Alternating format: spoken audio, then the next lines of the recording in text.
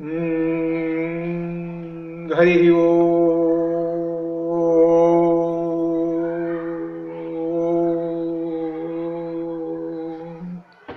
గురుబ్రహ్మా గురుర్విష్ణు గురుర్దేవో మహేశ్వరః గురుః సాక్షాత్ పరం బ్రహ్మ తస్మై శ్రీ గురవే నమః. అజ్ఞానతిమిరాంధస్య జ్ఞానాంజనశలాకయా చక్షురున్మీలితం యేన తస్మై శ్రీ గురవే నమః. జ్ఞానానందమయం దేవం నిర్మలస్ఫటికాకృతిం ఆధారం సర్వవిద్యానాం హయగ్రీవముపాస్మహే. నారాయణ సమారంభాం వ్యాసశంకరమధ్యమాం అస్మదాచార్యపర్యంతాం వందే గురుపరంపరాం నారాయణం నమస్కృత్య నరం చైవ నరోత్తమం దేవీం సరస్వతీం వ్యాసం తతో జయముదీరయేద్. వ్యాసం వసిష్ఠనప్తారం శక్తే పౌత్రమకల్మషం పరాశరాత్మజం వందే సుఖతాతం తపోనిధిం. వ్యాసాయ విష్ణురూపాయ వ్యాసరూపాయ విష్ణవే నమో వై బ్రహ్మనిధయే వాసిష్ఠాయ నమో నమః. అచతుర్వదనో బ్రహ్మా ద్విబాహురపరో హరిః అఫాలలోచన శంభు భగవాన్ బాదరాయణః. నమోऽस्तु ते వ్యాస విశాల బుద్ధే భూలారవిందాయత పత్రనేత్ర येन त्वया भारत तैलपूर्णः प्रज्वालितो ज्ञानमयप्रदीपा सशङ्खचक्रं सकिरीटकुण्डलं सपीतवस्त्रं सरसीमहेक्षणं सहारवक्षस्थलशोभिकौस्तुभं नमामि विष्णुं शिरसा चतुर्भुजम्. वनमाली गदीशान्वी सिंही चक्री च नंदकी श्रीमन्नारायणो विष्णुः वासुदेवोऽभिरक्षतु. नमो नारायणाय ओं नमो नारायणाय ओं नमो नारायणाय ओं नमो नारायणाय नमो नारायणाय ओं नमो नारायणाय ओं. ఈ రోజున భీష్మ ఏకాదశి. ఈ భీష్మ ఏకాదశి ఒక విశేషమైనటువంటిది కనుక మనం భగవద్గీత అధ్యయనం చేస్తున్నాం. ఆ సందర్భంగా భీష్మ ఏకాదశిని అధ్యయనం చేయటం అనేటువంటిది గొప్ప పరమ పవిత్రము పుణ్యప్రదం. అది విశేషమైన అందువల్ల ఈ రోజున భీష్మ ఏకాదశిని గురించి మనం అధ్యయనం చేద్దాం. ఇక్కడ విశేషం ఏమిటనగా ఏకాదశులు అనేటువంటి సంవత్సరానికి 12 రోజులు 24 వస్తాయి. ప్రతి ఏకాదశి పర్వదినమే పుణ్యదినమే, దానిలో సందేహం లేదు. విశేషించి ఏకాదశి అంటే పరమాత్మకు నారాయణుడికైనా సరే శివుడికైనా సరే ఏకాదశి అంటే పరమ ప్రీతి. కార్తీక మాసంలో ఏకాదశి వస్తుంది. ఏకాదశి రోజున ఆయనకు పరమ ప్రీతి. మనం ఏకాదశి సంబంధించినటువంటి ఉపవాసాలు అర్చనలు ఇటువంటివన్నీ చేసుకొని ఆ శివుని యొక్క అనుగ్రహాన్ని పొందుతుంటాం. అది సహజం. అలానే నారాయణుడికి సంబంధించినటువంటిది కూడా ఏకాదశి. ఈ ఏకాదశి కూడా అలానే మార్గశిర మాసం కాగానే అది కార్తీకం కానీ మార్గశిరంలోనూ అట్లా ఆ విధంగా. విశేషించి మాఘమాసంలో 2 వస్తాయి. మాఘమాసంలో అటు శివునికి సంబంధించినటువంటి నారాయణునికి సంబంధించిన 2 ఉన్నాయి. ఇందులో శివునికి సంబంధించినట్టు మాఘమాసంలో శివరాత్రి ఒకటి వస్తుంది. సరే 2 ఏకాదశులు వస్తాయి, బాగానే ఉన్నాయి. అయితే 2 ఏకాదశుల్లో మొదటి ఏకాదశి భీష్మ ఏకాదశి వచ్చింది. ఈ భీష్మ ఏకాదశి అనేటువంటిది పేరుతోటి వచ్చింది. భీష్మ పేరుతోటి, భీష్మాచార్యుడు వారి పేరుతోటి వచ్చినటువంటిది. మరి ఇన్ని ఏకాదశులు ఉన్నాయి కదా, మరి అట్లయితే అవన్నీ పేర్లు ఏదో పేరు పెట్టచ్చు కదా, పెట్టలేదు. ఒక భీష్మ ఏకాదశి పేరు వచ్చింది ఏకాదశికి అనేటువంటి ఒక సందేహం వస్తుంది. ఒక విశేషం మనం చూస్తుంటే ఏకాదశుల్ని పరమ పవిత్రంగా భావించి ఉపవాసాలుండి ఆ పరమాత్మ యొక్క సాన్నిధ్యాన్ని పొందినటువంటి పురాణ పురుషులు ఉన్నారు. ఉదాహరణకి సూర్యవంశంలో రాముని కంటే ముందు 20-30 తరాలు ముందున్నటువంటి అంబరీషుడు ఉన్నాడు. ఆ అంబరీషుడు ఆ ఏకాదశి వ్రతాన్ని చేసి ఆయన ముక్తిని పొందాడు. అది మనకు దీనిలో సూర్యవంశంలో ఉన్నటువంటి భక్త అంబరీష కథ ఒకటి వస్తుంటుంది. ఏకాదశి యొక్క గొప్పదనం అనమాట. ఏకాదశి వ్రత మహాత్మ్యం అనమాట. అది గొప్ప విశేషమైనటువంటిది. అందువలన ప్రతి ఏకాదశి అనేటువంటిది పరమ పవిత్రమైనటువంటిది. విశేషించి మాఘమాసం అనేటువంటిది మనం 12 మాసాల్లో ఒకటి వస్తున్నది. ఏమిటి మాఘమాసంలో అంటే 2 ఉన్నాయి. అటు శివునికి నారాయణుడికి 2 సంబంధించినటువంటి 2 ఉన్నాయి. ఇందులో విశేషమైనటువంటివి. విశేషంగా ఇంకా చెప్పుకోవాల్సింది ఏంటంటే మాఘమాసంలో వసంత పంచమి ఒకటి వచ్చేసేసింది. అట్లనే సూర్యునికి సంబంధించినటువంటి రథసప్తమి వచ్చేసేసింది. ఇక ఎటువంటి ప్రతి పౌర్ణమి వచ్చినటువంటిది అన్నమాట. పౌర్ణమి రోజున అమ్మవారి యొక్క స్వరూపమే శరత్చంద్ర నిభావన అన్నట్టుగానే పూర్ణచంద్రోపమ అమ్మవారు. కాబట్టి అమ్మవారు ఎల్లప్పుడూ ఉంటూనే ఉంటుంది అనమాట. ఇట్లా కాబట్టి ఇట్లా ఈ విధంగా మాఘమాసం మా అఘ అఘ అంటే పాపమును మా పోగొట్టుకునుము, నీ పాపములన్నీ పోగొట్టుకునుము. పాపములంటే కర్మలు. ఏ కర్మలు చేతే చేస్తూ ఉన్నావో ఆ కర్మల్లో నీకు తెలియకుండా అనేకమైనటువంటి పాపాలు జరుగుతూ ఉంటుంటాయి, నీకు తెలియదు. అందువలన నీకు తెలిసి తెలియనటువంటి కర్మలు జరుగుతూ ఉంటాయి, పాపాలు. ఆ పాపాలని అఘ పాపములను మా పోగొట్టుకునము. ఎలా పోగొట్టుకోవాలయ్యా అంటే పరమాత్మని ధ్యానించుము. పరమాత్మని ధ్యానించడానికి ప్రధానమైనటువంటి ఒక తిథి ఒకటి పెట్టారు. ఏమిటయా తిథి అంటే ఏకాదశి. ఇది మాఘమాసంలో ఏకాదశి, శుక్ల ఏకాదశి. ఈ శుక్ల ఏకాదశికి భీష్మ ఏకాదశి అని పేరు పెట్టారు. ఎందుకు భీష్మ ఏకాదశి అని పేరు పెట్టారు? ఇంకా ఏమిటి దీని యొక్క విశేషాన్ని గురించి మనం ఒకసారి కనుక పూర్వాపరాలన్నీ పరిశీలిస్తే ఒక విశేషం బయటపడుతుంటుంది. ఏమిటో సంగతి చూద్దాం. భీష్ముడు అనేటువంటి ఈ మహానుభావుడు, మహాత్ముడు భారతంలో ఉన్నాడు. ఈయన భారతంలో కౌరవుల యొక్క మూలం అనగా అర్థం ఏంటనమాట, కురుపాండవులకు ఇంకా మూలం అంటే కౌరవులకి పాండవులకు కూడా మొదట ఉన్నటువంటి వాడు అనమాట. ఈయన యొక్క చరిత్ర అందరికీ తెలిసినటువంటిదే విశేషం. భీష్ముని యొక్క చరిత్ర అష్టవసువుల్లో 8వ వాడైనటువంటి ప్రభాసుడికి శాపం కారణంగా గంగాదేవికి జన్మించి ఈ భూమి మీద 160 సంవత్సరాలు జీవించి తర్వాత ఆయన తను చాలించాడు. ఈయన యొక్క ధర్మనిష్టకు, ఈయన యొక్క భక్తికి, వీటికి తండ్రి అనగా తండ్రి పట్ల దైవభావం కలిగి ఉండటం వలన, అందువల్ల తండ్రి ఒక వరం ఇచ్చాడు ఈయనకి. నీవు ఎప్పుడు తనువు చాలించాలి అనుకుంటేనే అప్పుడే తనువు చాలిస్తావు, అనగా అప్పుడే నీ ప్రాణం పోతుంది, అప్పుడే చనిపోతావు, అంతేగాని నీకు సహజ మరణం లేదు అని ఒక వరం ఇచ్చేసేస్తాడు. అందువలన ఆయన ఎవరు చంపలేరు. ఆయన చనిపోవాలనుకుంటేనే తప్పితే ఆయన ఎవరు చంపలేరు. అదేనమాట. అటువంటి మహానుభావుడు పరశురాముడి దగ్గర విద్యలన్నీ నేర్చుకున్నాడు. శస్త్రాస్త్రాలు అన్నీ ఉన్నాయి, చాలా గొప్పమైనటువంటి శస్త్రాస్త్రాలు అన్నీ ఉన్నాయి.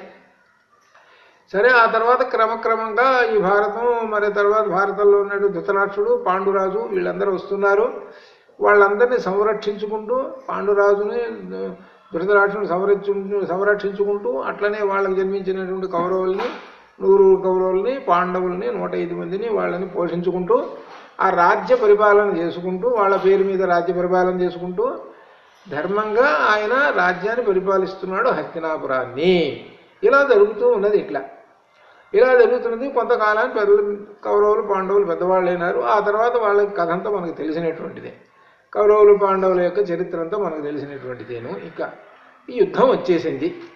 ఈ యుద్ధం అనేది ఏంటి అనమాట, దీనిలో ధర్మం కోసం పోరాడారు. పాండవులు ఏమంటారు, ధర్మం మా పక్షాన ఉన్నది అని అంటారు. ధర్మం ఎక్కడైతే ఏ పక్షానైతే ఉంటుందో అక్కడ పరమాత్మ ఉంటాడు. ధర్మము పాండవుల వైపు ఉన్నది కనుక శ్రీకృష్ణ పరమాత్మ పాండవుల వైపు వేరాడు. ధర్మం ఇటువైపు ఉన్నది.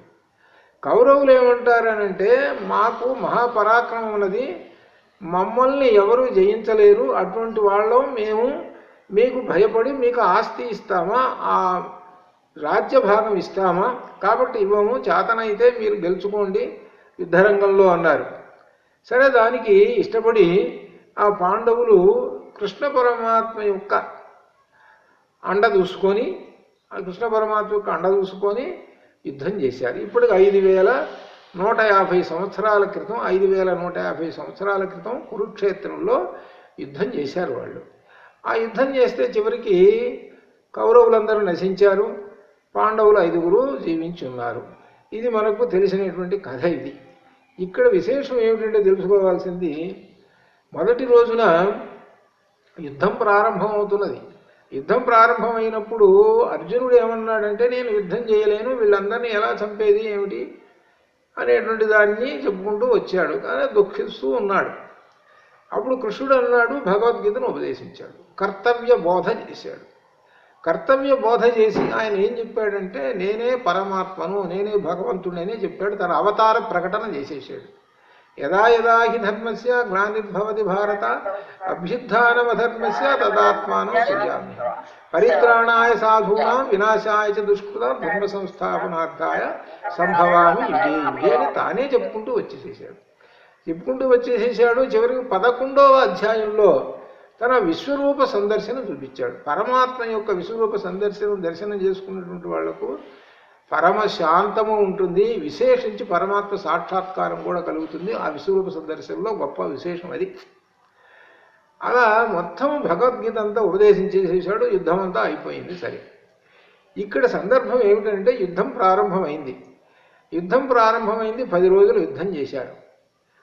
10 రోజుల యుద్ధంలో కౌరవ పక్షాన 10 రోజులు, మొదటి రోజు నుంచి 10వ రోజు దాకా సర్వసేనాపతి భీష్ముడు.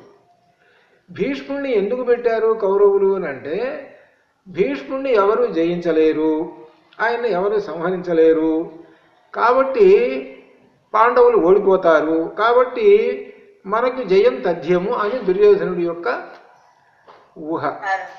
అయితే ఆ ఊహ కాస్త తలకిందులు అయిపోయింది. ఏమైంది, భీష్ముడు ఏమైపోయినాడు, 10వ రోజు సాయంకాలానికి ఆ శిఖండి అడ్డం వచ్చేసేసాడు. ఆ భీష్ముడు పడగొట్టేసేసాడు. భీష్ముడు అంపశయ్య మీద పడిపోయినాడు.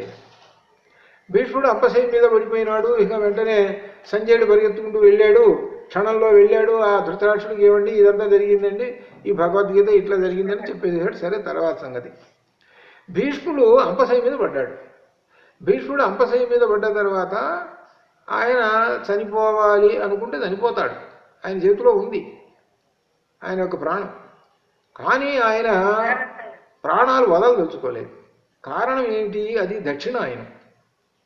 యుద్ధం జరిగింది దక్షిణాయనం కనుక నేను ఉత్తరాయణం వచ్చిన తర్వాత ఒక మంచి రోజున ప్రాణాలు వదిలేసేస్తాయి అని నిర్ణయించుకున్నాడు ఆయన.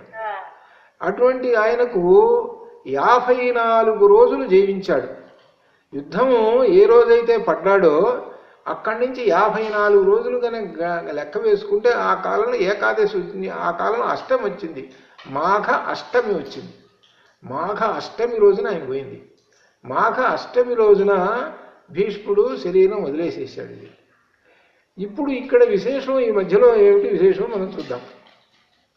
భీష్ముడు ఓడిపోయినాడు, యుద్ధం అంతా అయిపోయింది. ఆ భీష్ముడు ఓడిపోయిన తర్వాత ఆయనకు ఆ యుద్ధరంగంలో ఆ అంపశయ్య మీద ఉన్నాడు. మరి ఆయనకు ఎలా మంచినీళ్లు కావాలి అంటే పాతాళగంగ వచ్చింది, పవిత్రమైనటువంటి నీళ్లు తెప్పించారు, అర్జునుడు తెప్పించాడు. కేవలం ఆయన నీళ్లు, గాలి, భోజనం చేస్తూ జీవించాడు. ఇది విశేషం. అనగా ఉపవాసం, కేవలం నీళ్లు, గాలి, ఉపవాసం చేసుకుంటూ 54 రోజులు జీవించాడు. ఈ 54 రోజులు నారాయణుణ్ణి స్మరించుకుంటూ జీవించాడు. నారాయణుణ్ణి స్మరించుకుంటూ జీవించాడు అన్నమాట. ఇట్లా ఈ జీవించినటువంటి ఆయన ఇక్కడ విశేషం ఏమిటంటే,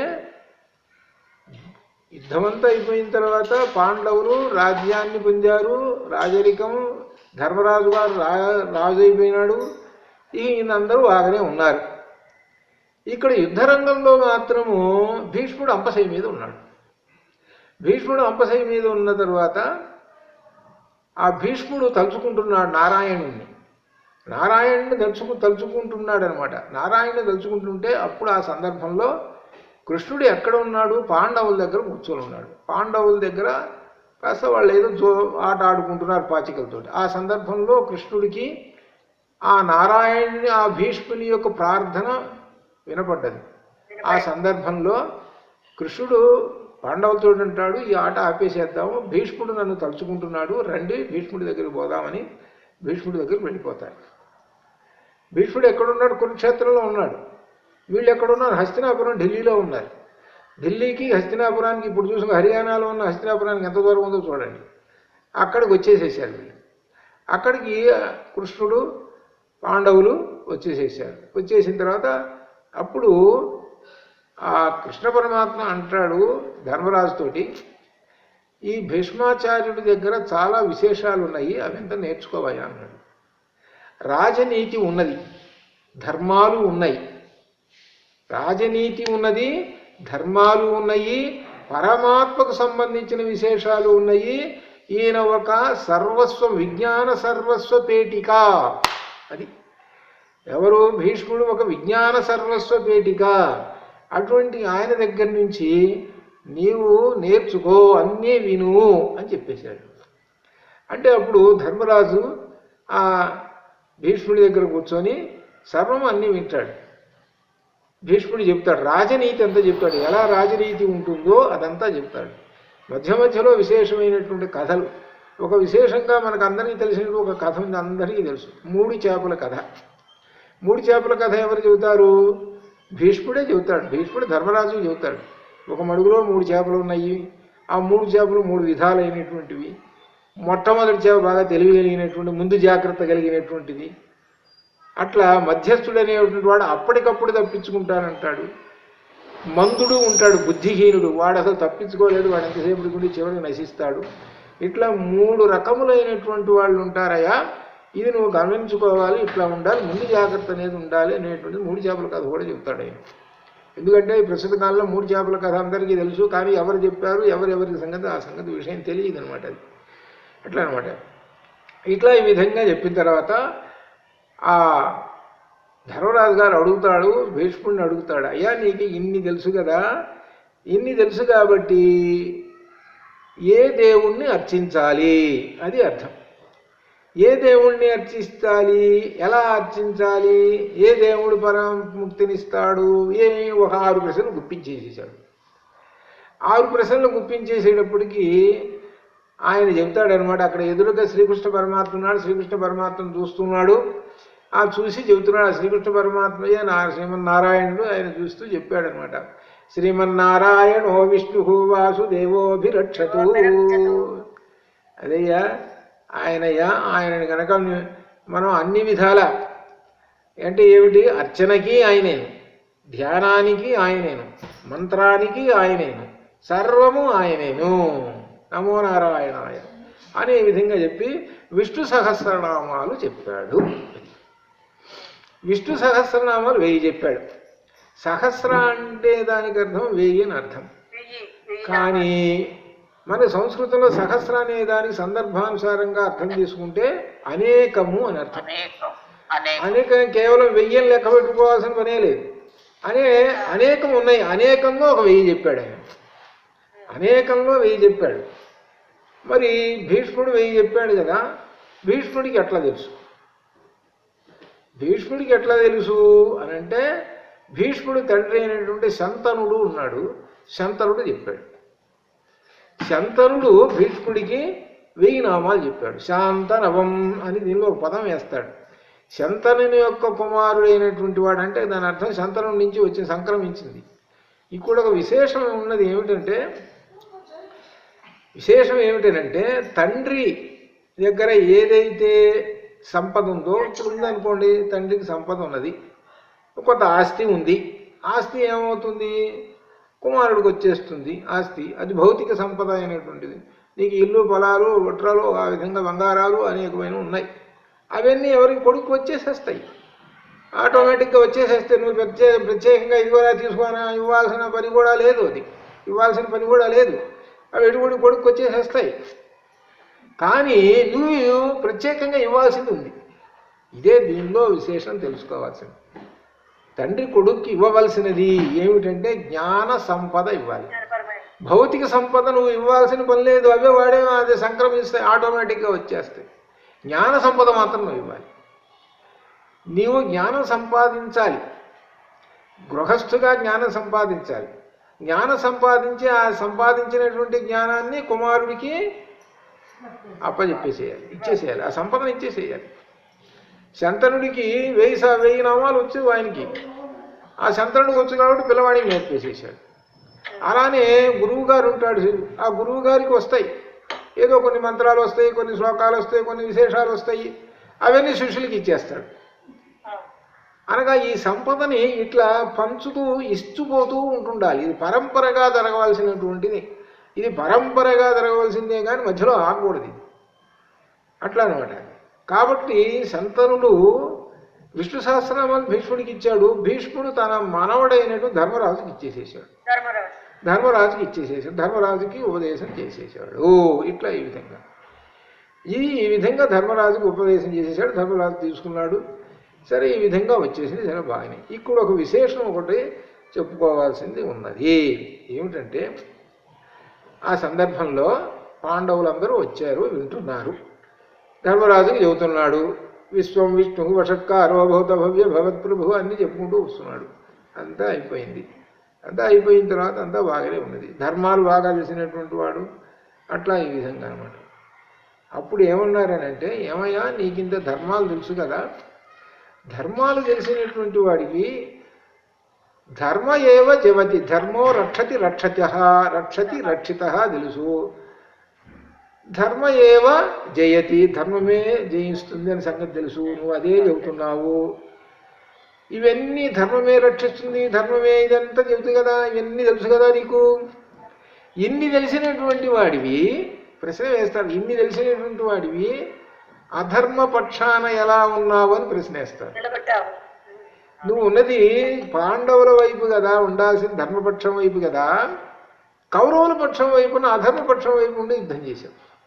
అధర్మపక్షంలో ఉండి యుద్ధం చేశావు అనగా నువ్వు అధర్మాన్ని సమర్థించావు.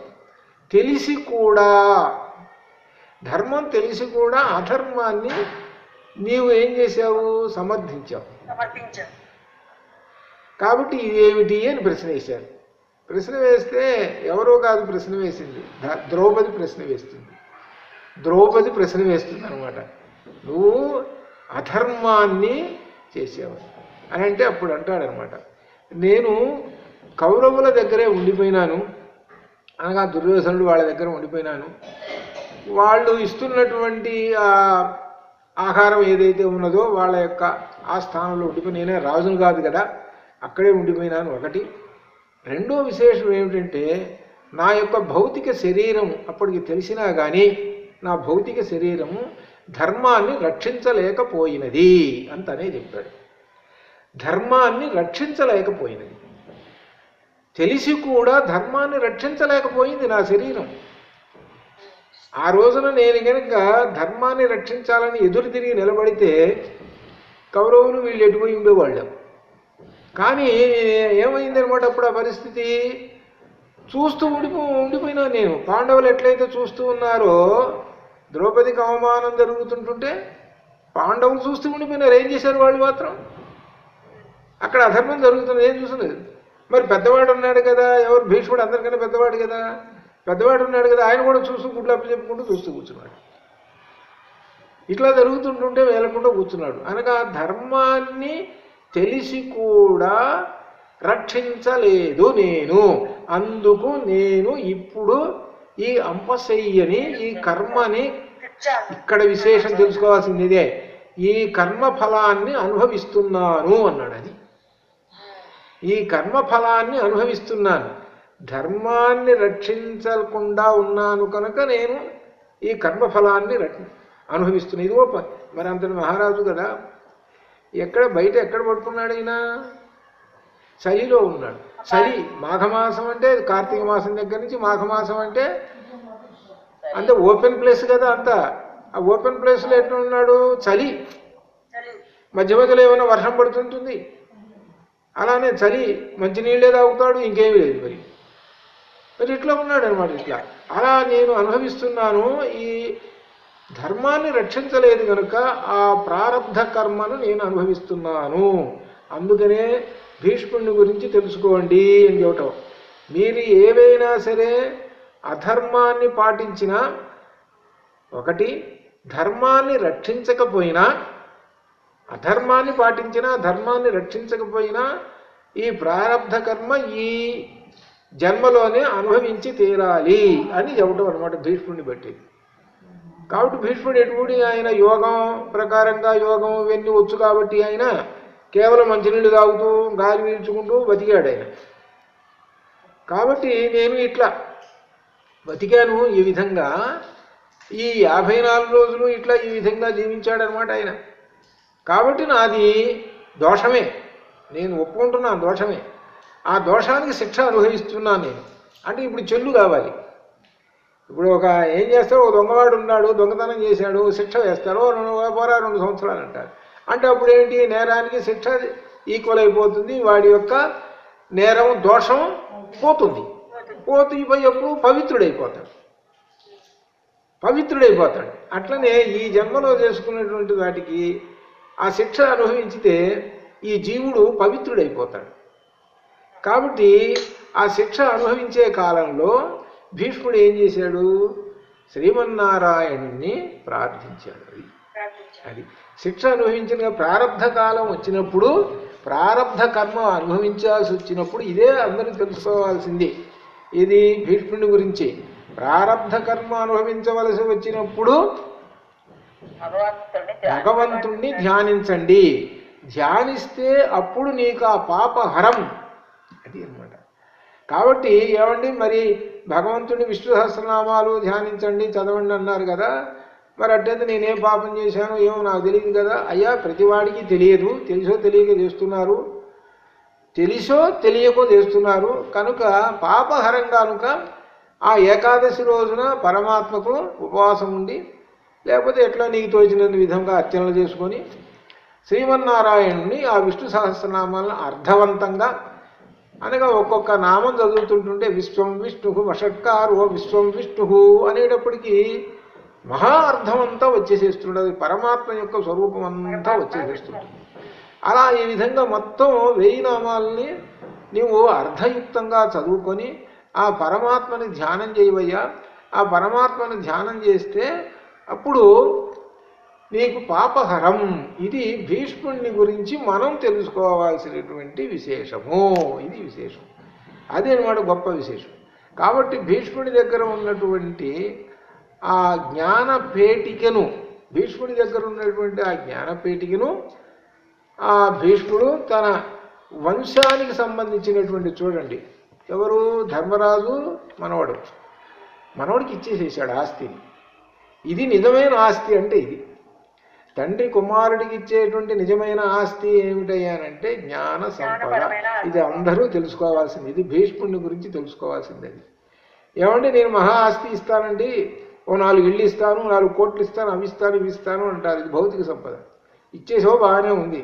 ఆ తర్వాత వాడి దగ్గర ఉంటాయో ఊడతాయో ఏమవుతాయో ఏమిటో సంగతి మనం తెలియదు. ఇప్పుడు చాలా వరకు మనం చూస్తూనే ఉన్నాం కదా, తండ్రి దగ్గర సంపాదించినటువంటి ఆస్తిని ఎంతమంది పాడు చేశారు మనం చూస్తూనే ఉన్నాం కదా. ఎంతోమంది పాడు చేశారు, సర్వనాశనం అయినారు, చివరికి చెప్పలేము. ఇటువంటి సంగతులు మనం చాలా చూసాం. కాబట్టి ఏంటి, అది అశాశ్వతమైనటువంటి భౌతికమైనటువంటిది. కానీ జ్ఞాన సంపద కనుక ఇచ్చేసేస్తే దానికి తోడుగా భౌతిక సంపద తోడుగా జ్ఞాన సంపద కూడా ఇస్తే అప్పుడు ఏమవుతుంది, జ్ఞాన సంపద అంటే జ్ఞానలక్ష్మి. జ్ఞానలక్ష్మి ఎక్కడైతే ఉన్నదో ఈ లక్ష్మి కూడా అక్కడే ఉంటుంది. ఇది అర్థం. కాబట్టి జ్ఞానలక్ష్మి ఉన్నప్పుడు ఇంకా ఆ సంపద నాశనం కాదు, అది కంటిన్యూగా వస్తూనే ఉంటుంది. అది అదే అనమాట. అది కాబట్టి అట్లా ఆ విధంగా జ్ఞాన సంపదను సంపాదించుకోండియా మీరు. ముందు ముఖ్యంగా ఎవరు చెబుతున్నారు, తల్లిదండ్రులు చెబుతున్నారు. తల్లిదండ్రులు చెబుతున్నాడు. ముందు తండ్రికి జ్ఞాన సంపద మీద ఆయనకు ఆసక్తి ఉంటే పిల్లలకు వస్తుంటుంది. తండ్రికి లేకపోతే పిల్లలకి ఎక్కడి నుంచి వస్తుంటుంది, తండ్రికి లేకపోతే పిల్లలకి రాదు. అందువల్ల తండ్రి ముందు, తర్వాత అందుకనే పితృదేవోభవ, మాతృదేవోభవ, పితృదేవోభవ, ఆచార్య దేవోభవ, అతిథి దేవోభవ అని ఇవన్నీ దైవాలు ఎందుకు చెప్పారు? వాళ్ళందరూ దేవుళ్ళు. మాతృదేవోభవ, పితృదేవుళ్ళు. దేవుళ్ళు అంటే ఊరికే ఏమిటి, కేవలం అన్నం పెడుతున్నారు అంతనే కాదు, జ్ఞానం కూడా ఇచ్చేటువంటి దేవుళ్ళు. అది అర్థం అనమాట. జ్ఞానం కూడా ప్రసాదించేటువంటి దేవుళ్ళయ్యా వీళ్ళు, అలా అనమాట. కాబట్టి జ్ఞానం కూడా ఇచ్చేటువంటి దేవుళ్ళు కనుక ఆ దేవుళ్ళను ఏమిటి, ఆ దేవుళ్ళని కూడా మనం ఆ దైవంగా భావించుకొని మనం అర్చన చేసుకుంటాం. మాతృదేవో పితృదేవో భవ, ఎందుకనగా వాళ్ళు జ్ఞాన సంపదను మనకు అనుగ్రహిస్తున్నారు కాబట్టి ఇది అనమాట. అందుకని ఈ సందర్భంలో ఒక ముఖ్యమైనటువంటి పద్యం కూడా మనం భారతంలో ఉన్నటువంటి పద్యాన్ని మనం అధ్యయనం చేస్తున్నాం. ఈ పద్యం ఎక్కడుందంటే లలితలో 695వ పేజీ తీయండి. లలిత మీరు పక్కన పెట్టుకున్నారు కదా, లలితలో 695 లేదు, అక్కడ లేదు. లలితలో 695వ పేజీ, లలితలో 695వ పేజీ. 695వ పేజీలో ఏం చెబుతున్నానంటే, ఇది మనం తెలుసుకోవాల్సినటువంటి ప్రధానమైనటువంటిది అనమాట. విష్ణు సహస్రనామాల సారాంశం ఇదే, భారతం యొక్క సారాంశం కూడా ఇదే. భారతం మొత్తం మీద చెప్పినటువంటి సారాంశ పద్యం ఒకటి, ఇదే సారాంశము. 695వ పేజీ, 695. ఈ 95వ పేజీలో ఏం చెబుతున్నారంటే, పైన ఉన్నది మొట్టమొదటి పద్యము సత్యధర్మములు అని చెబుతున్నాడు. సత్యధర్మములు, ఆ సత్యధర్మములను గురించి చెబుతున్నారన్నమాట. సత్యధర్మములు ఇవి ఏమిటి? సత్యధర్మములు అంటే పరమాత్మ యొక్క స్వరూపము అది చెబుతున్నారు. ఈ పద్యాన్ని ఎవరు చెబుతున్నారు అంటే, భారతంలో శ్రీకృష్ణ పరమాత్మయే తానే చెబుతున్నాడు. పరమాత్మయే తాను చెబుతున్నాడు అనమాట. ఏం చెబుతున్నాడు అనమాట దీనిలో? సారపు ధర్మమున్ విమల సత్యము పాపము చేత బొంకుచే వారము పొందలేక చెడవారినదైన అవస్థ దక్షులెవ్వార ఉపేక్ష చేసిరది వారల చేటకు గాని ధర్మ నిస్తారకమయ్యు సత్య శుభదాయకమయ్యును దైవముండెడి. భారతం ఉద్యోగపరంలో ఇది భారతం మొత్తం మీద సారాంశం. మీరు నేర్చుకోవాల్సింది ఏమిటంటే, భారతం మొత్తం మీద సారాంశం ఒకటే పద్యం ఉందండి, అదేంటి చెప్పండి ఎవరన్నా అంటే మీరు చెప్పేసేయండి, లేదా మీరు కూడా ప్రశ్న వేసేయచ్చు.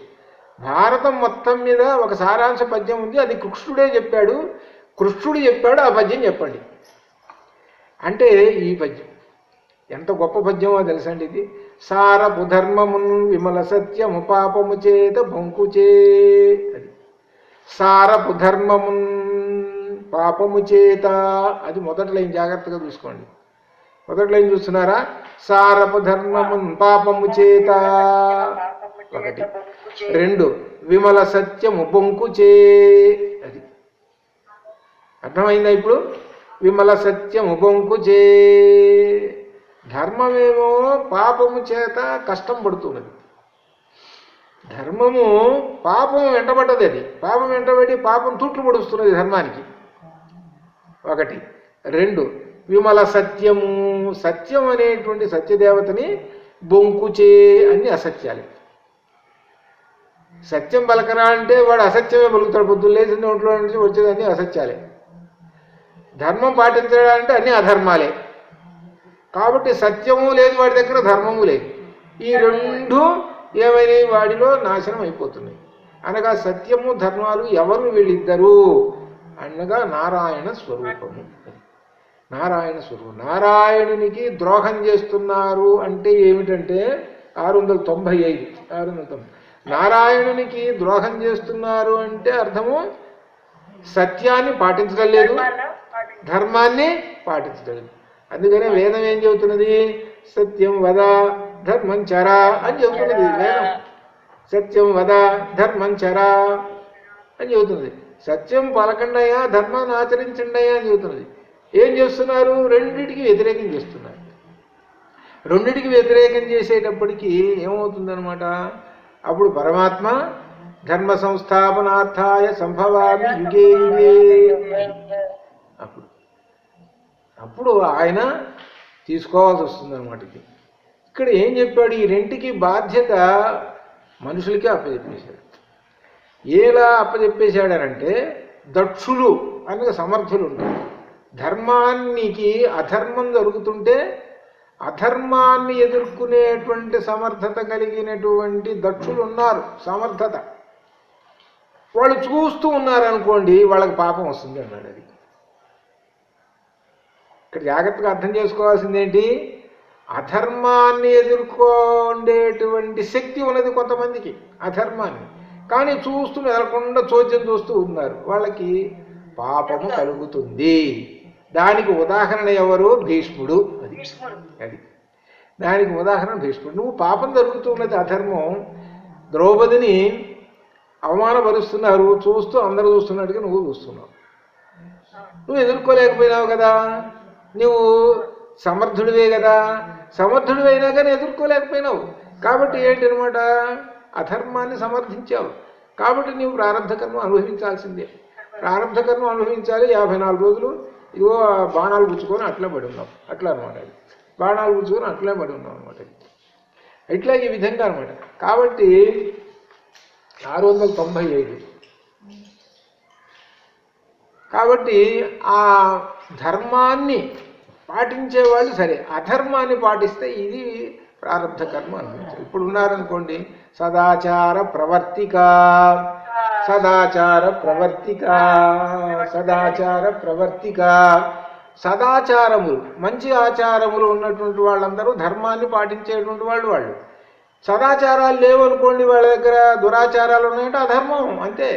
అందుకనే దానిలో చెప్పాడు, లలితలో చెప్పాడు. లలితలో చెప్పేదంతా అదే అనమాట. ధర్మాన్ని పాటించండియా, మీరు ముక్తి పొందుతారు, పుణ్యం వస్తుంది, ఇదేనయా అసలు దీనిలో చెప్పేది అదే. అది లలితలో చెప్పేది అదే. కాబట్టి సమర్థులైనటువంటి వాళ్ళు దక్షులెవ్వారలుపేక్ష చేసిరది వారల చేటకు గాని, వారలకు చేటు కీడుకి మూడుతుంది, వాళ్ళకి ఆ శిక్ష పడి తీరుతుంది. మరంటే సత్యధర్మాలు ఏమవుతాయి? సత్యధర్మాలను తూట్లు పొడి చేసేస్తున్నారు కదా. సత్యాన్ని ధర్మాన్ని ఏం చేసేస్తున్నారు? పొడి చేసేస్తున్నారు. చచ్చేటట్టున్నాయి సత్యము ధర్మము చూసేవాళ్ళందరూ. కానీ సత్యము ధర్మం చావు, ఇది తెలియదు వీళ్ళకి. సత్యము ధర్మాన్ని పొడి చేసేస్తుంటారు, బాగా కత్తులు పెట్టి చస్తాయిలే అని అనుకుంటుంటారు. కానీ సావు, ఆ సంగతి వాళ్ళకి తెలియదు.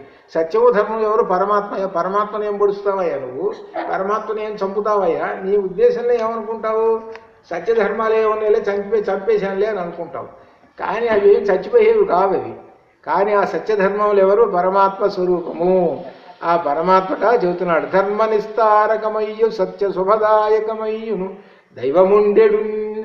ఆ సత్యము ధర్మములే దైవము. ఆ దైవము అప్పుడు తాను విజృంభిస్తుంది అని ప్రహ్లాదుడు చెప్పాడు. ధర్మం చెప్పాడు. భగవంతుడు అన్ని చోట్ల ఉన్నాడయా అని చెప్పేశాడు. ఇందుగలడు అందులేడని సందేహముల శక్తి సర్వోపగతుండి ఎందెందు వెనక చూసినా అందిందేయగలడు దానవాగ్ని అని చెప్పేసేసాడు. ధర్మం చెప్పేసేసాడు ఆయన. కానీ హిరణ్యకశిపుడు ఇంకా బాధలు పెడుతూనే ఉన్నాడు. ఆయన ఇంత ధర్మం చెప్తున్నా కానీ ధర్మరూపమైనటువంటి ప్రహ్లాదునికి శిక్ష వేస్తూ ఉన్నాడు. ఎంతసేపు అని చూస్తుంటుంటాడు. 1కి 2గా 40 సార్లు ఈ విధంగా చెప్పాడు, ధర్మాలు చెప్పాడు, ఇవన్నీ చెప్పాడు. కానీ తండ్రి వింటలేదు. కానీ సత్యధర్మముల పట్ల భగవంతుడికి అందరూ ఒకటే. సత్యధర్మముల పట్ల నువ్వు కొడుకైనా ఒకటే, తండ్రి అయినా ఒకటే, తాత అయినా ఒకటే, అందరూ ఈక్వల్. ఒకళ్ళు ఎక్కువ తక్కువ అనేటువంటి వాళ్ళు లేరు అసలు ఆయన భగవంతుడి పట్ల. ప్రహ్లాదుడి తండ్రి హిరణ్యకశిపుడు కదా, అయ్యా తండ్రిని నేను సంహరిస్తాను కనుక అది అదేం లేదు నాకు. సత్యధర్మములు ఎప్పుడైతే సత్యధర్మాలు తూట్లు పొడుస్తుంటారో నేను రక్షించాలి, కాబట్టి నేను వచ్చేస్తున్నాను స్తంభంలోని వచ్చేసాడు. హిరణ్యకశిపుడు సంహరింపబడ్డాడు. ఇక్కడ ధర్మాన్ని రక్షించడం. అట్లనే రామచంద్రమూర్తి రామాయణంలో కూడా సత్యధర్మములను ఆయన పాటిస్తూ సత్యధర్మాలను ఆయన పాటిస్తూ తన వెంట అనేక మందిని తీసుకొని పోయినాడు సత్యధర్మాలను పాటించడానికి. ఎంతమందిని? ఒకరినా ఇద్దరిని? కోట్ల మంది కోతుల్ని తీసుకొని పోయినాడు. ఆ కోతులందరూ సత్యధర్మాలు పాటించేటువంటి వాళ్ళు. కోతులందరూ వాళ్ళలో పెద్ద కోతి ఉన్నది. ఆ పెద్ద కోతి సుగ్రీవుడు. ఆ సుగ్రీవుడి దగ్గర అసలు కోతి ఉంది. అసలు కోతి ఎవరు? అసలు కోతి ఆంజనేయ స్వామి. అనగా అర్థం ఏంటి? ఆంజనేయ స్వామి ఉన్నాడే సత్యధర్మంలో పాటించేటువంటి మహానుభావుడు, మహాత్ముడు. అటువంటి ఆ మహానుభావుడిని కూడా ఈ రోజున మనం స్మరించుకుంటాం అన్నమాట. ఆంజనేయం శ్రీప్రసన్నాంజనేయం మనోజవం మారుత తుల్యవేగం జితేంద్రియం బుద్ధిమతాం వరిష్టం వాతాత్మజం వానరయూథ ముఖ్యం శ్రీరామదూతం శిరసా నమామి. ఉల్లంఘ్య సింధో సలీలం సలీలం యశోకవన్నింజనకాత్మజాయాదాయ తేనైవ దదాఖలంకాం నమామి తం ప్రాంజలిరాంజనేయం బుద్ధిర్బలం యశో ధైర్యం నిర్భయత్వం అరోగత అజాడ్యం వాక్పటుత్వం చ హనుమస్మరణాత్ భవేత్. రామాయ రామచంద్రాయ రామభద్రాయ వేధసే రఘునాథాయ నాథాయ సీతాయ పతయే నమః. శ్రీ హనుమతే నమః. శ్రీమతే శ్రీ హనుమతే నమః. అనే విధంగా ఈ రోజున ఆంజనేయ స్వామి వారిని కూడా తలుచుకున్నాము, ఆ మహానుభావుణ్ణి. కాబట్టి సత్యధర్మములకు మారుపేరైనటువంటి ఆ రామచంద్రమూర్తిని, శ్రీమన్నారాయణుణ్ణి, అలానే ఆంజనేయ స్వామిని కూడా తలుచుకున్నాం అన్నమాట. అట్లా ఈ విధంగా మనకు భీష్ముడి గురించి చెప్పుకుంటూ, మరి భీష్ముడికే ఎందుకు వచ్చింది పేరు అనేటువంటిది ఒకటి. చాలామంది ఉన్నారు కదా, ఏంటి మహానుభావులు నారాయణ భక్తులు ఉన్నారు, వాళ్ళ పేరుతో కూడా రావచ్చు కదా. భాగవతంలో రంతిదేవుడు అనే ఆయన ఉన్నాడు, మహాపరమభక్తుడు ఆయన రంతిదేవుడు. ఆయనకు లభించినటువంటివి అన్నీ కూడా వచ్చినటువంటి వాళ్ళందరికీ ఇచ్చేసేసారు. వాళ్ళందరూ ఎవరు? బ్రహ్మాది దేవతలు పరీక్షించడానికి వచ్చారు. వాళ్ళందరికీ ఇచ్చేసేసారు, అందరికీ అన్నం పెట్టేశాడు, పాయసం నీళ్లు అన్నీ ఇచ్చేసి మనకేమీ లేవు. చివరికి నారాయణుడు ప్రత్యక్షమైనాడు. నారాయణుడు ప్రత్యక్షమైనాడు, ఏమయ్యా అని అంటే నాకేం అక్కర్లేదండి అని అన్నాడు, కోరికలు లేవు ఏమి లేవు అన్నాడు. సరే ఆయన ముక్తి పొందాడు. మరి రంతిదేవుడు అంతటి వాడు కదా, కాబట్టి రంతిదేవుడి పేరుతోడు పెట్టచ్చు కదా ఏకాదశికి, అది రాలేదు. అంబరీషుడు ఉన్నాడు, చాలా గొప్పవాడు, అంబరీషుడి పేరుతోడు కూడా పెట్టచ్చు కదా. రుక్మాంగదుడు ఉన్నాడు, ఆయన పేరుతోడు కూడా పెట్టచ్చు కదా. ఇట్లా ఈ విధంగా పురాణాల్లో చూస్తుంటే నారాయణ భక్తులు చాలామంది ఉన్నారు. వాళ్ళందరూ ముక్తి పొందినటువంటి వాళ్ళే వాళ్ళందరూ. ఈయన పోయినది, భీష్ముడు పోయిన అష్టమి రోజు పోయినాడు. చాలామంది తెలియక భీష్మ ఏకాదశి రోజు పోయినాడు కావని అనుకుంటారు. ఏకాదశి రోజు పోలేదు ఆయన, అష్టమి రోజు పోయినాడు ఆయన. అష్టమి రోజు పోయినాడు. ఏకాదశి వచ్చేది అష్టమి తర్వాత వచ్చేటువంటి పర్వదినము, అష్టమి తర్వాత వచ్చేటువంటి పర్వదినం ఏకాదశి. ఏకాదశి అనేటువంటిది శ్రీమన్నారాయణుడికి పరమ ప్రీతి, అది ఏకాదశి. కనుక ఈ ఏకాదశికి భీష్ముడు పేరు పెడదాం. ఎందుకు పేరు పెడతాము అని అంటే, భీష్ముడు ఆయన వ్యవహరించినటువంటి తీరు, ఆయన యొక్క కర్మయోగి. ఆయన కర్మయోగి, జ్ఞానయోగి. మనం భగవద్గీతలో వచ్చింది కర్మయోగి, జ్ఞానయోగి, భక్తి యోగి, ఇన్ని ఉన్నాయి ఈ లక్షణాలు వీళ్ళు. ఎవరికి? భీష్ముల్లో ఉన్నాయి అన్నమాట, భీష్ముల్లో ఉన్నాయి. కనుక ఈ కలియుగంలో వచ్చేటువంటి మానవులను తరించాలి అని అంటే ఒక మహానుభావుని యొక్క ఆచరణ కావాలి. అందుకనే యద్యదాచరతి శ్రేష్ఠ తత్తదేవేతరో జనః స యత్ ప్రమాణం కురుతే లోకస్తదనువర్తతే అన్నారు. శ్రేష్ఠుడు ఆచరించినటువంటి ధర్మాన్నే లోకం అనుసరిస్తూ ఉంటుంది. శ్రేష్ఠుడు ఆచరించిన ధర్మాన్నే లోకం కూడా ఆచరిస్తూ ఉంటుంటుంది అన్నమాట. శ్రేష్ఠుడు ఆచరించింది. అలానే శ్రేష్ఠుడు ఎవరయ్యారంటే ఈయన. శ్రేష్ఠుడు అనే దానికి అర్థం ఏమిటి అని అంటే, అర్థము ఇదిగో జ్ఞాన సంపద ఉంది అనగా ధర్మాధర్మములు తెలిసి సత్యధర్మములు పాటిస్తూ 10 మందికి ఆదర్శంగా ఉండేటువంటి వాడే శ్రేష్ఠుడు. ఆ శ్రేష్ఠుడు ఆయన దారిని ఆయన పోతూ ఉన్నాడు. ఆయన చూసి మిగిలిన జనం కూడా వస్తుంటారు. అందుకనే భీష్ముడిని చూసి నేర్చుకోండి అయ్యా అని చెప్తున్నారు. భీష్ముడు ఇంతటి వాడైనా కానీ ఆయన దోషం ఆయన చెప్పుకుంటూ ఉన్నాడు. ఆయన దోషం చెప్పుకుంటాడు, నా దోషం ఇది అయింది కాబట్టి అనుభవిస్తున్నాను అని చెప్పాడు. ఓకే, నాకున్న సంపదను చూశారు, సంపద మొత్తాన్ని ఇస్తున్నాను. నేను ప్రతిరోజు ఇదిగా శ్రీమన్నారాయణని ధ్యానం. ఆయన మొట్టమొదట ఒక ప్రతిజ్ఞ చేశాడు, నేను ఏమిటి బ్రహ్మచారిగా ఉంటాను అన్నాడు. చివరిదాకా బ్రహ్మచారిగా ఉన్నాడు ఆయన. చివరిదాకా బ్రహ్మచారిలాగా బ్రహ్మచారిగానే ఉన్నాడు ఆయన. బ్రహ్మచారిగా ఉన్నటువంటి ఆయన చివరి క్షణం వరకు కూడా చాలామంది అన్నారు, ఏమనంటే నీ యొక్క ప్రతిజ్ఞను పక్కన పెట్టవయ్యా, ప్రతిజ్ఞను పక్కన పెట్టేసేసి పర్వ రాజ్యానికి రావయ్యా అని చాలామంది అడిగారు.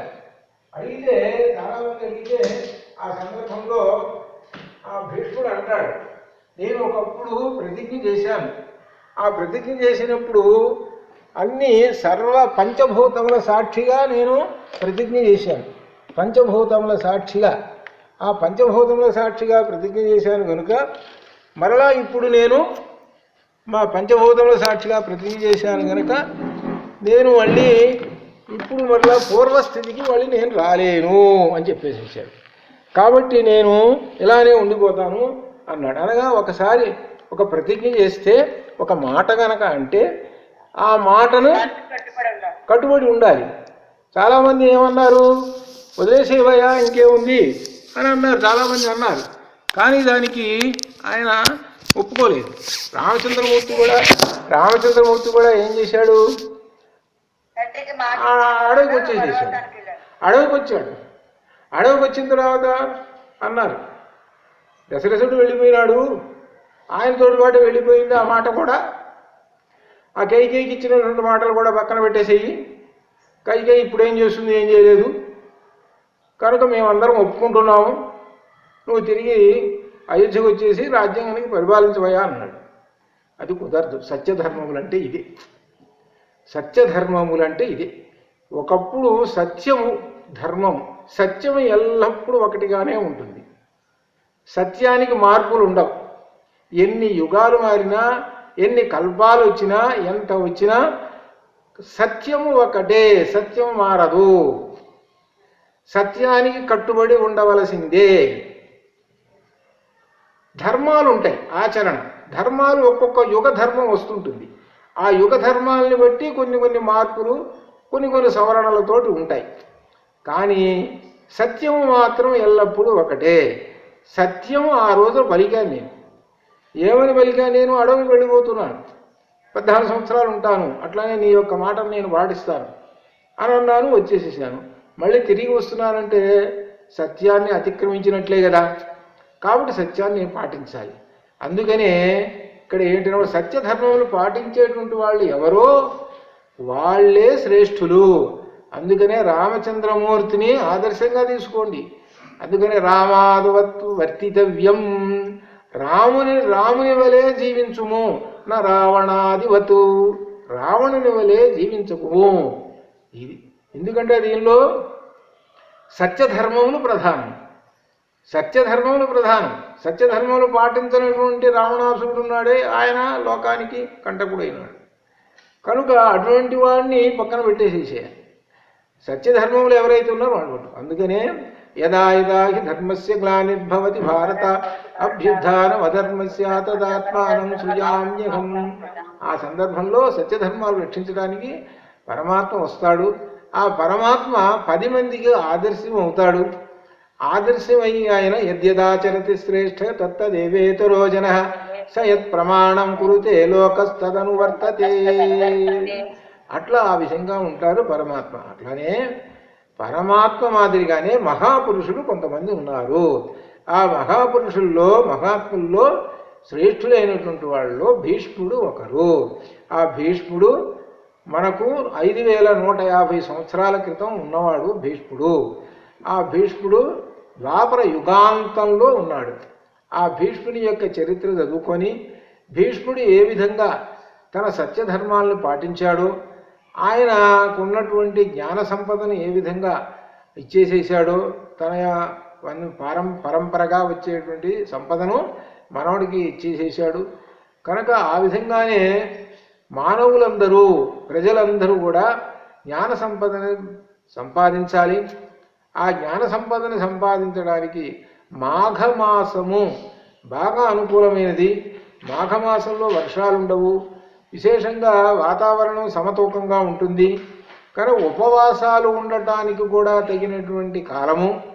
కాబట్టి అటువంటి మాఘమాసంలో ఆ నారాయణుణ్ణి ప్రార్థించండి.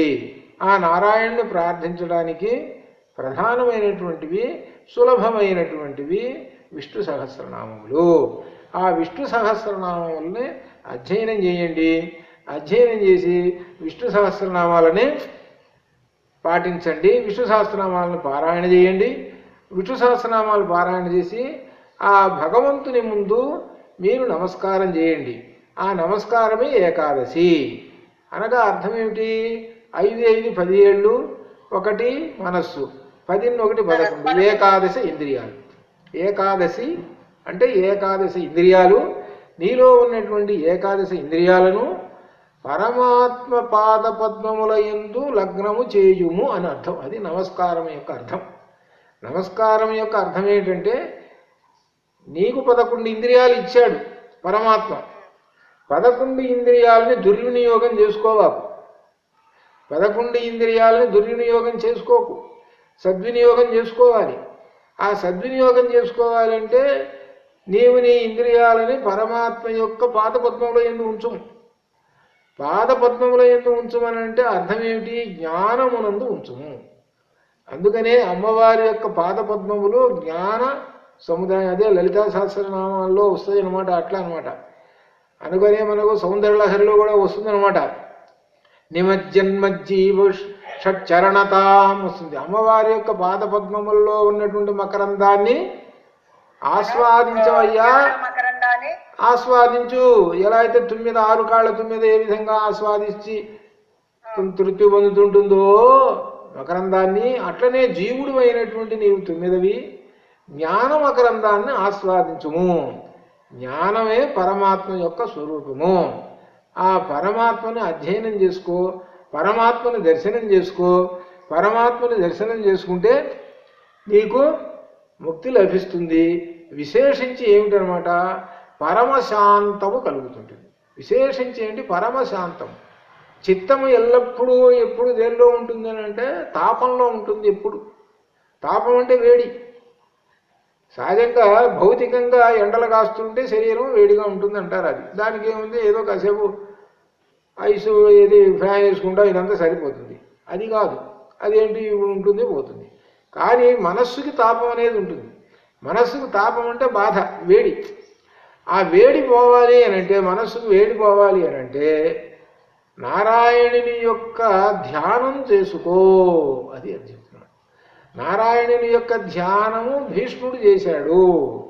నారాయణుని యొక్క ధ్యానం భీష్ముడు చేసి ఆయన తరించాడు. చివరి రోజుల్లో ఇంకా ఆయన వెళ్ళిపోతున్నాడు. ఇంకా వెళ్ళిపోతున్నాడు అనగా వాళ్ళందరూ పాండవులు ఎదురుగా ఉన్నారు. వాళ్ళు చూస్తూ ఉన్నారు, శ్రీకృష్ణుడు చూస్తూ ఉన్నాడు. క్రమంగా ఆ భీష్ముడికి గుచ్చుకున్నటువంటి బాణాలు ఒక్కటొక్కటి ఊడిపోతున్నాయి. ఒక్కటొక్కటి ఇంకా ఆయన ప్రయాణం సాగించాడు. స్వర్గలోకానికి ఆయన ప్రయాణం సాగించాడు. ఒక్కొక్క బాణం ఊడిపోతూ ఉన్నాయి. శుభ్రంగా అన్నీ ఊడిపోయాయి. శరీరం అంతా గాయాలతోటి ఉన్నటువంటిది, గాయాలు ఏమీ లేవు. శరీరానికి గాయాలు లేవు, శరీరాన్ని గుచ్చుకున్న బాణాలు లేవు, ఏమీ లేవు. శుభ్రంగా భూమి మీద అట్లా పడుకొని ఉన్నాడు. ఆ సందర్భంలో ఆయన కపాలంలో నుంచి, భారతంలో ఉన్నదనమాట, ఆయన కపాలం బ్రహ్మరంధ్రంలో నుంచి దివ్య తేజస్సు ఒక ప్రమిదలో పెట్టినటువంటి దివ్య తేజస్సు ఎలా అయితే ఉన్నదో ఆ దివ్య తేజస్సు బయటికి వచ్చింది. ఆ దివ్య తేజస్సు పాండవులు చూస్తూ ఉండగానే అది ఆకాశంలోకి పైకి మార్గం ప్రయాణం చేస్తూ అలా వెళ్ళిపోయింది. చూశారు, భీష్ముడు చూశాడు, కృష్ణుడు చూశారు, పాండవులు చూశారు. వీళ్ళందరూ చూసి నమస్కారం చేశారు. భీష్ముడు పరలోక గతుడైపోయినాడు. అష్టమి రోజున పరలోక గతుడైనాడు. ఆయనకి ఏకాదశి రోజున భీష్ముడు అయిపోయిన తర్వాత ఏకాదశి 8, 9, 10, 11 అని 4వ రోజున ఆయన కర్మ కార్యక్రమాలని ఏకాదశి రోజున చేసేశారు. శుభ్రంగా అంతా కార్యక్రమాలన్నీ చేసేశారు. ఆయన వెళ్ళిపోయినాడు. అది మొదలు చేసుకొని భీష్ముడిని ఒక శ్రేష్ఠుడిగా అనగా ఆచరణ యద్యదాచరణ శ్రేష్ఠ తత్తదేవేతు రోజనసేత్ ప్రమాణం కృతే లోకస్తదను వర్తతే. దాని ప్రకారంగా తీసుకొని కలియుగంలో ఉన్నటువంటి మానవులందరూ కూడా భీష్ముడిని చూసుకొని మీరు ఆయన యొక్క మార్గమును అనుసరించండి. భీష్ముడు ఏ విధంగా అయితే తన యొక్క మాట మీద నిలబడి ఉన్నాడో అట్లనే ఉండాలని, అలానే భీష్ముడు ఏ విధంగా తన ప్రారబ్ధ కర్మని నాశనం చేసుకోవడం, నశింపజేసుకోవడం కోసం నారాయణుని పట్ల భక్తితోటి ఉండి ఉపవాసం ఉన్నాడు. 54 రోజులు ఉపవాసం ఉన్నాడు ఆయన. 54 రోజులు ఉపవాసం ఉండి చివరికి నారాయణుల్లో చేరాడు ఆయన. ఇదంతా మీరు అవగాహన చేసుకొని మీరు ప్రతి ఏకాదశి రోజున శ్రీమన్నారాయణుని అనగా విష్ణు నారాయణునికి సంబంధించినటువంటి విష్ణు సహస్రనామాలని మీరు అధ్యయనం చేయండి, మీరు పరమ పవిత్రులు కండి అని చెప్పడానికి భీష్మ ఏకాదశి కాబట్టి ఈ భీష్మ ఏకాదశి అనేటువంటిది మనం ఈ రోజున చెప్పుకున్నాము కనుక మనం సంక్షిప్తంగా చెప్పుకున్నటువంటిది ఇది. ఇంకా విశేషంగా అయితే గంటల తరబడి చెప్పుకోవచ్చు భీష్ముడి యొక్క చరిత్ర అనమాట, ఎట్లా అనమాట. అందువలన ఆ భారతం పేరు చెప్పంగానే వెంటనే గుర్తుకొచ్చేటువంటి వాడు భీష్మాచార్యుడు. భీష్ముడికి భీష్మ ఆచార్య 2 పదాలు ఉన్నాయి దీనిలో. ఆచార్య అనేటువంటి పదం ఎందుకు వచ్చిందయ్యా అనంటే గురుత్వం ఉంటే ఆచార్యం వస్తుంది. ఆయనకు గురుత్వం ఉన్నది కనుక. గురుత్వం అంటే ఏమిటి? ఆయన దగ్గర జ్ఞాన సంపద అంతా ఎంతో ఉన్నది. ఆ జ్ఞాన సంపద అంతా ఎవరికి ఇచ్చాడు? ధర్మరాజుకి ఇచ్చేసేసాడు. అందుకనే ఆచార్యత్వం. ఎవరైతే జ్ఞాన సంపద ఉన్నదో వాళ్ళని ఏమంటారు? ఏమనాలి? వాళ్ళని ఆచార్య అనాలి. బాగా సంపద ఉన్నదనుకోండి, బాగా కోట్ల ఆస్తి అంతా ఉన్నదనుకోండి, పూర్వం ఏమనేవాళ్ళు? జమీందారులు, ల్యాండ్ లార్డ్స్, ఇట్లా పేర్లు పెట్టేవాళ్ళు. అంతే కదా. ఎవరన్నా ఆచార్య అంటారా వాళ్ళని? బాగా జమీందారు ఉన్నారు వాళ్ళని బలాన్ని జమీందారు అంటారు. ఎవరు బాగా డబ్బులు ఉన్నాయనుకో, బాగా కోటీశ్వరుడు, లక్షాధికారి అన్నారు. ఆచార్య అని ఎవరన్నా అన్నారా అసలు వాళ్ళని? ఎవరు అన్నారు. మరి ఈయన రాజుగారు భీష్ముడు ఎంత హస్తినాపురానికి ఎంత గొప్ప, అటువంటి ఆ రాజవంశంలో ఉండేటువంటి వాడు. అటువంటి ఆయనకు ఆచార్య పదము ఇచ్చేసేసారు. ఆ పదం ఇచ్చేసి భీష్మ ప్లస్ ఆచార్య భీష్మాచార్య. కాబట్టి ఎవరైతే జ్ఞాన సంపద ఉంటారో వాళ్ళందరికీ ఆచార్య పదము సార్థకము. ఇది విశేషమైనటువంటి అనగా ఆచార్య పదం పొందాడు అని అంటే అర్థం ఏమిటి? వాళ్ళు గురుత్వం ఉన్నది అని దాని యొక్క అర్థం అనమాట. గురువుగా వాళ్ళని భావించాలి. యద్యదాచరతి శ్రేష్ఠ తత్తదేవేతరో జనః సయత్ ప్రమాణం కురితే లోకస్తదనువర్తతే. ఇది మనం నేర్చుకోవాల్సింది భీష్మ ఏకాదశి రోజున. కాబట్టి మీరందరూ మరి చాలా విశేషంగా భక్తి శ్రద్ధలతో ఆసక్తితో మరి రోజు భగవద్గీత వింటున్నారు. అలానే ఈరోజు భగవద్గీతకు సంబంధించినటువంటిది ఈ భీష్మ ఏకాదశి. కాబట్టి మీరందరూ విన్నారు కనుక, తెలుసుకుంటున్నారు కనుక మీకు అందరికీ ఆ శ్రీమన్నారాయణుడు సదా ఆయురారోగ్య ఐశ్వర్యాభివృద్ధిరస్తు. శుభం భవతు. ధన్యవాదాలు.